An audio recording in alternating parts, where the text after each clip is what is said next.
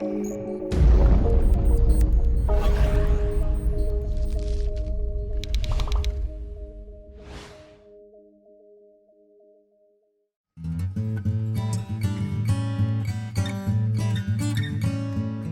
and gentlemen, let me begin the World of Tomorrow 2017, an initiative of the Beacon House School System at Islamabad, with a very understated truth.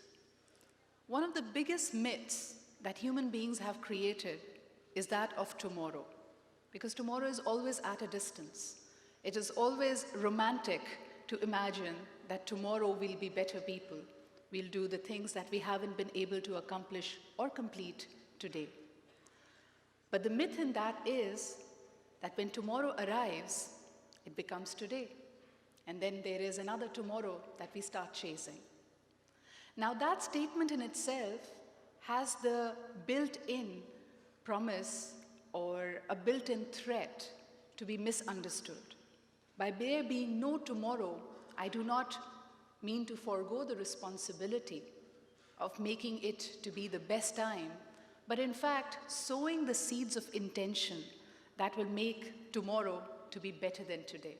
When that tomorrow becomes our present, we can imagine, we can enjoy the benefits of things that we currently don't have.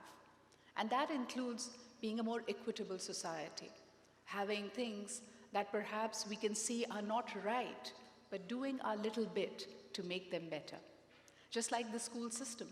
And I believe that this challenge for education has always been, because each time you have a class in your classrooms, the students are working today to try and build that tomorrow, a tomorrow that is unknown, a tomorrow that will be better in some ways and perhaps damaged in the others. So today, we take upon ourselves to try and make it a better tomorrow, a glorious tomorrow, a tomorrow where people will be happier and more prosperous. And we're just not talking about more money or more purchasing power, but actual prosperity. And likewise, it brings me immense pleasure that the chairperson of our school system many years ago, many decades ago, had a similar dream, a similar vision. And today, it has become not just one of the strongest network school systems of Pakistan, but also a flourishing international organization. Ladies and gentlemen, may I take this opportunity to invite the chairperson of Beacon House School System, Mrs. Nasreen Kasuri, to please address this august gathering.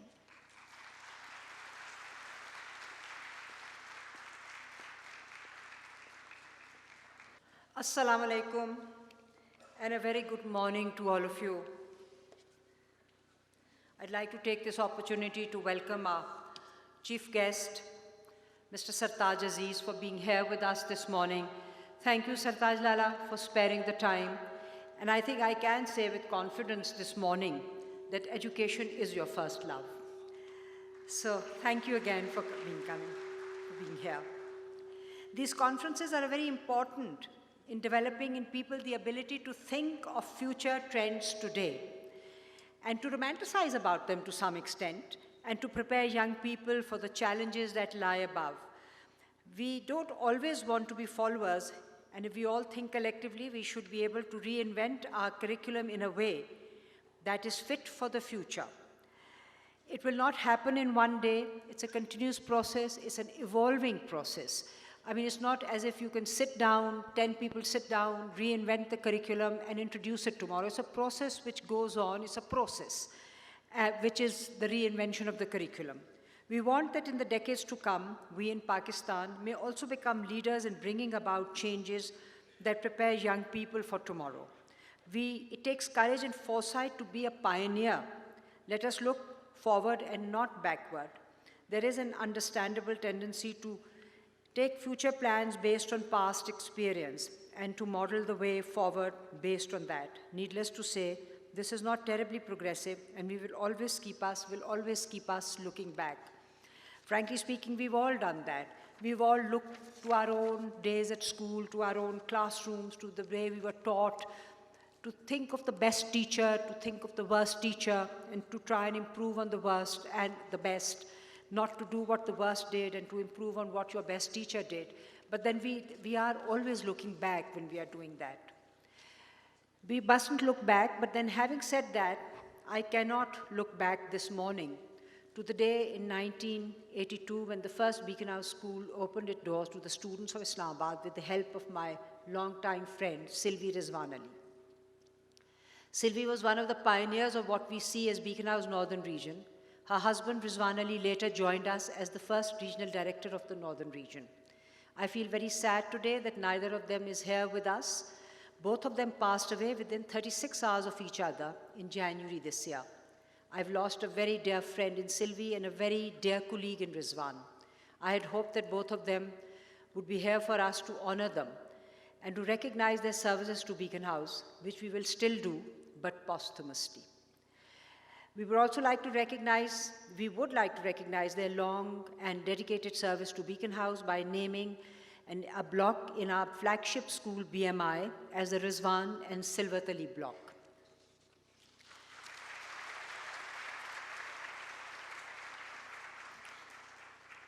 Life must go on. So back to the theme of the conference today, A World of Tomorrow, is based on the following 5 dimensions. These dimensions, some of them overlapping, will be addressed through panel discussions, debates, presentations, roundtable seminars, and exhibitions. The 5 dimensions of the world of tomorrow are a digital future, a balanced future, a safer future, an expressive future, an inclusive future. All the 5 strands are so crucial to a world of tomorrow that I think there could easily be an independent conference on each one of them. The unique aspect of the conference series has been our commitment to base the progressive on real issues that emerge from within our schools. These issues in turn reflect the changing needs of society. Each conference seeks to bring on learning from the previous conference and the implementation of new initiatives. The key objective of the SOT conference series are for participants to explore new ways of learning and teaching while also reflecting on the relationship between children, school, society.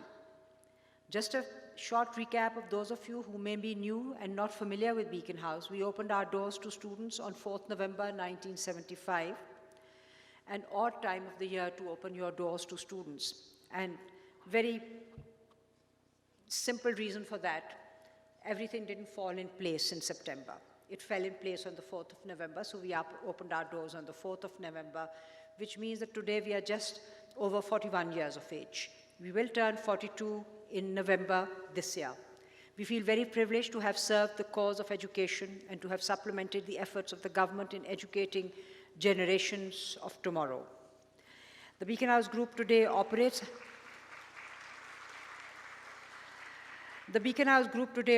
out of 8 countries and has a strength of 286,000 students. The Beacon House Group offers various options targeted for affordability of different income groups across Pakistan. There is the original Beacon House, then there is Beacon House Newlands, a new school which offers blended learning opportunities and an extended day and a very extensive sports program. We also have TNS, Beacon House TNS, which is an IB World School. The largest number of students, however, are enrolled in the educators. Our franchise network, which operates out of 220 cities of Pakistan, has 468 branches and a student strength of 179,000, almost 180,000. These schools charge, their fee is less than half of the Beacon House schools. We have to date graduated 81,595 students from matric, O and A levels. Our results have always been a source of pride as students secure very high grades and are able to secure admissions to the top universities of the world. It's a matter of great pride to see our students serving their country as useful members of society in many walks of life. Beacon House also has 7 IB authorized schools, 2 offering the IB primary years program and 5 offering the IB diploma program. The IB has become very popular now in Pakistan, and there are, besides the Beacon House IB schools, there are IB schools in Karachi, Lahore, Islamabad, all over. They're coming up. It's an expensive program, but it is nonetheless a quality program. Then we have the Access Center, which provides career guidance to students. Last year, we were able to secure scholarships to the tune of $65 million. With 8,242 university placements in top foreign and Pakistani universities.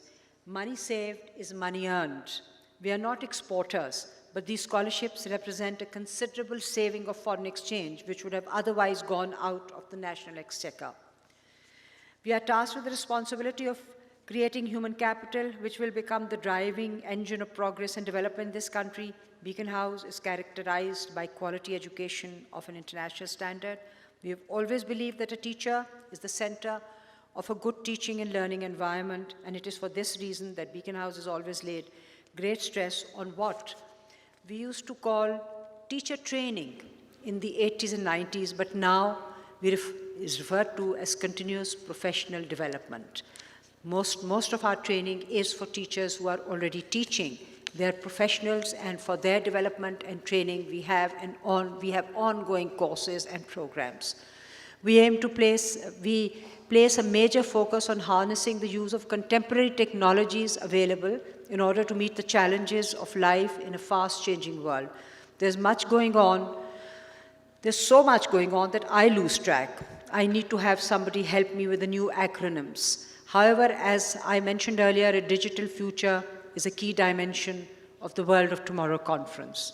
Here are a few of our ongoing initiatives which are contributing to a future vision of Beacon House in an age of digitalized learning. And I'm not the only one who forgets. I'm sure after I've read out all these different acronyms, you will not be able to remember more than one or two of them by the end.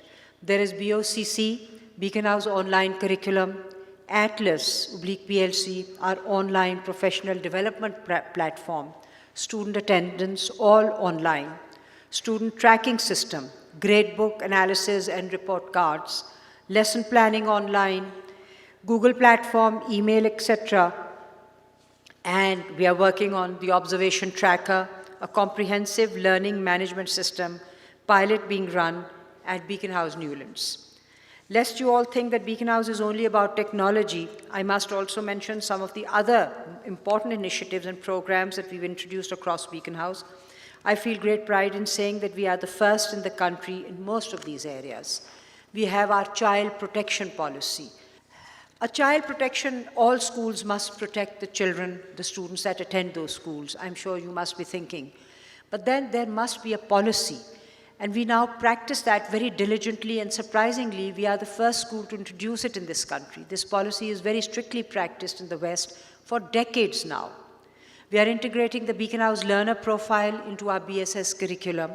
We're also initiating a full audit and review of the ONA level to improve students' achievement in these courses, especially the C and U grade boundary. We have launched the first phase of the student counseling program in 11 schools. Beacon House, in collaboration with Premier, has recently established direct relationship with two of the world's largest publishing houses, Penguin Random House, New York, and Cambridge University Press.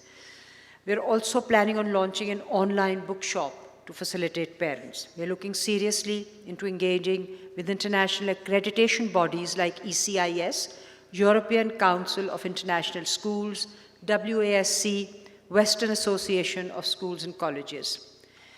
We held a School of Tomorrow conference in Malaysia in November 2012 to mark the 8th anniversary of Beacon House, Malaysia. The conference was greatly appreciated and put Beacon House and Pakistan firmly on the education landscape of Malaysia. We hope to be able to hold a similar conference in Dubai in 2018. It is our endeavor that in improving the global profile of Beacon House, we also project the soft image of Pakistan. Beacon House is also proud to have entered into an alliance with Jamboree Play and Music, the world's largest network of child development centers in both Pakistan and Belgium. We are very proud of our Special Education Needs Initiative, which allows us to offer a fully inclusive education program.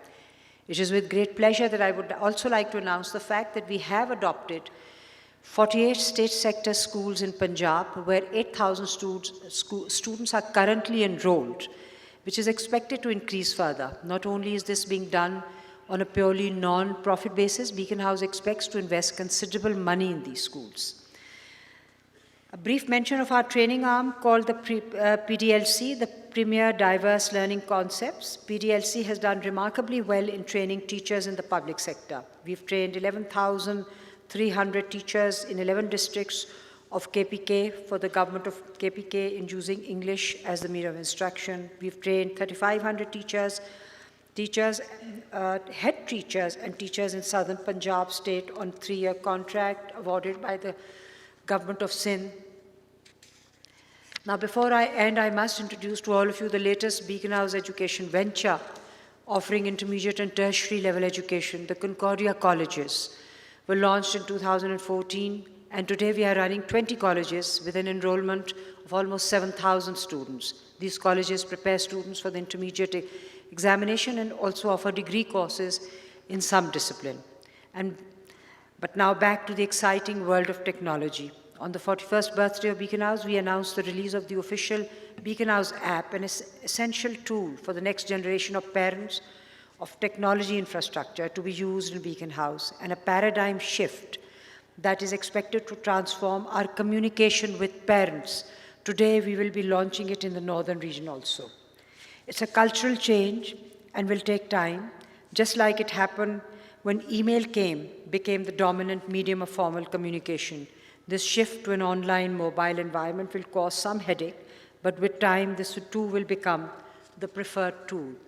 I think we have, a 2-minute video that they want to play. I hope they've got it. They've got it last time. They missed out on it. So this is a 2-minute video to give you an idea. The Beacon House mobile app is a comprehensive tool allowing teachers, parents, and students to connect to the school with their fingertips. The app allows for easy tracking of your child's performance at school and is packed with amazing features that will allow you to connect with the school like never before. All users are first required to pass a security clearance and create an account. This allows the app's dashboard to become accessible. Once an account is created, the student's profile can be easily updated at any time. The app's functionality can be divided into academic and administrative components. Let's take a look at some of the key academic features. Through the diary, students and parents can conveniently view the assigned homework, messages, circulars, parental consent, and invitations to events. Now, let's take a look at the periodicals section. From the periodicals section, students can view their syllabus, book lists, and date sheets. Let's have a look at some of the administrative features. You can check your child's attendance and leave record. Check the status of feature lands. The app notifies parents when a fee is due. A contact directory, which displays all contact information relevant to the child's school.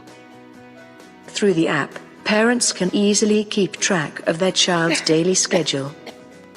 Parents can easily view ceremonial invitations from the school and receive updates about special events and functions. The app allows parents to conveniently request for meetings with teachers. And the Beacon House Times, your portal to all things Beacon House. Redefining communication with parents. Connect to the school of tomorrow. Download the Beacon House mobile app.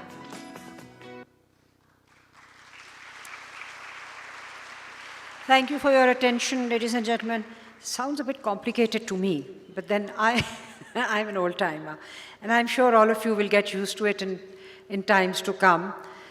But before I end, I would like to take this opportunity to thank our major sponsors for the world of tomorrow, without whom this event would not have been possible.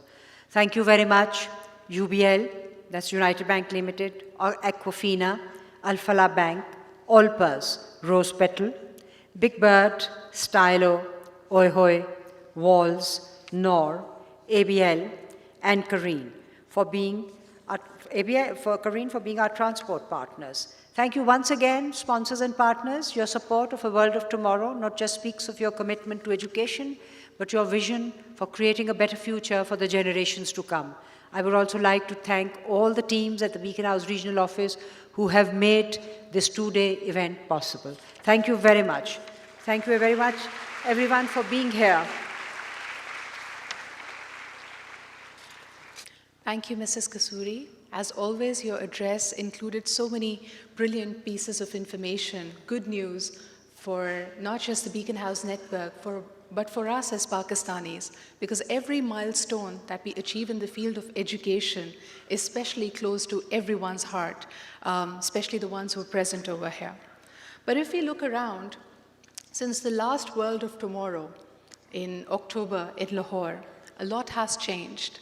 For one, Trump has become president, and moving over, the world still continues to fight and debate.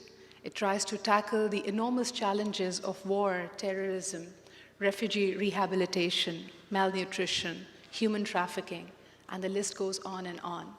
So what are the steps that you take today that allow us to sort of imagine a better, a prosperous, peaceful future, where at least in the best way we know, we try to provide equal opportunities to everyone. We know that even the schools of thought, the very coveted notions of being progressive, of being creative, of being traditional, even the very words, these terminologies are being challenged and redefined. So in a world like this, I think our chief guest and people who hold similar portfolio are even more important because they try to bridge the gap. They try to maintain the people-to-people corridor and advise states and governments to perhaps come closer and combine their efforts and energies in tackling these issues. Ladies and gentlemen, when we talk about the world affairs, when we talk about the foreign affairs, Pakistan itself, of course, faces a number of challenges. And I think the world, the way it is reshaping, brings extra focus on this subject. We are very grateful and we are very delighted to have amongst us as our chief guest for the opening ceremony, the advisor to the Prime Minister of Pakistan on Foreign Affairs. And now, may I take this opportunity of inviting him to address this gathering and not just share his views about what is happening in the region, but what he imagines to be the future for the world and especially for education and the young generation. Ladies and gentlemen, please join me in welcoming our chief guest, Mr. Sartaj Aziz, the advisor to the Prime Minister of Pakistan on Foreign Affairs. Bismillah ar-Rahman ar-Rahim. Nasreen Kasuri, Mr. Qasim Kasuri, Mr. Little Hazeltine, Excellencies, ladies and gentlemen. I'm very grateful to Qasim Kasuri for inviting me to this very mega event on such an important and timely topic.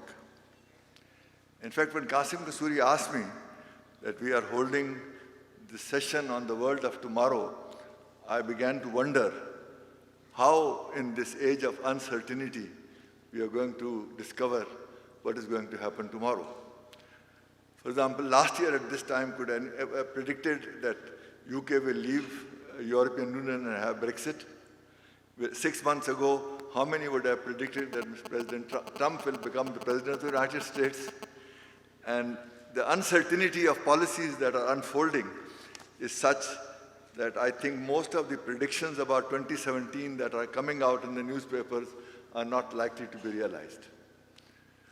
But when I thought deeper about the subject, I realized that greater the uncertainty, the greater the need to prepare for it. So the look for tomorrow is not that it's difficult to predict. Whatever the options, whatever the alternatives, it's important to go and delve into it. And that is why I think it is important that we continue to understand the future to prepare for all eventuality. But another important dimension is the paramount importance of what is called an alternative future. Today, if you survey the world, it is dominated by a very serious collection of storms and crises that we see. The most important, of course, being terrorism, which is invading the world. Then, of course, we have the ever-increasing geopolitical conflicts in different parts of the world arising from sectarianism, ethnicity, and geopolitical rivalries. And so you see flames everywhere around the world. And the impact of climate change and the calamities that are coming are again unfolding and depressing us. And these are coming on top of many chronic problems of poverty, unemployment, and hunger. This is, if you survey the world today, is a vision of future without hope. And many of us are depressed about what we see around us. And that is where you need an alternative vision of a hopeful tomorrow. And that actually is the purpose of this conference, to define the main elements of a hopeful tomorrow. What is it that we can do which will overcome these problems and yet see the world make progress in these directions?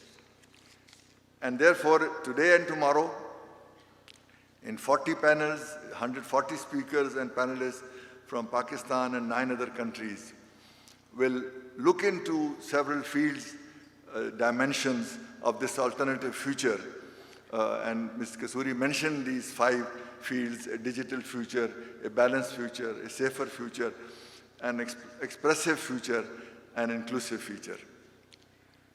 When these themes are reviewed by the panels, you will find that they are very closely interconnected.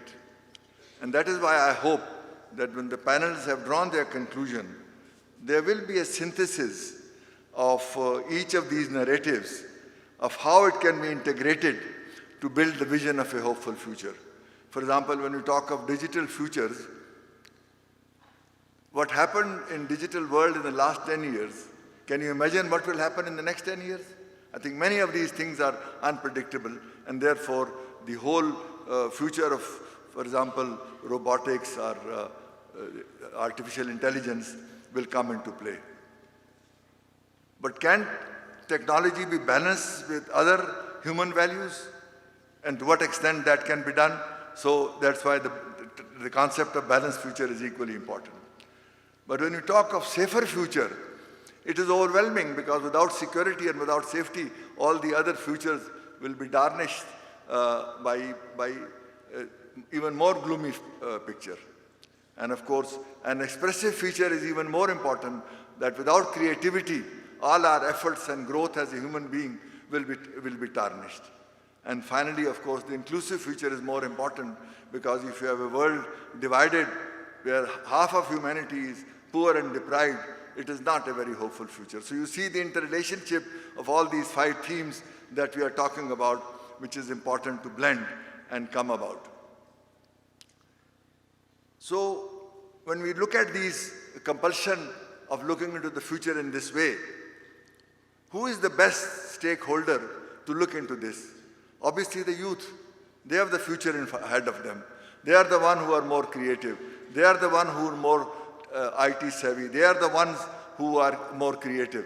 So I think Beacon House initiative to bring the youth and the student body as well as their teachers together with other opinion makers and thinkers to discuss a hopeful future is a very important initiative.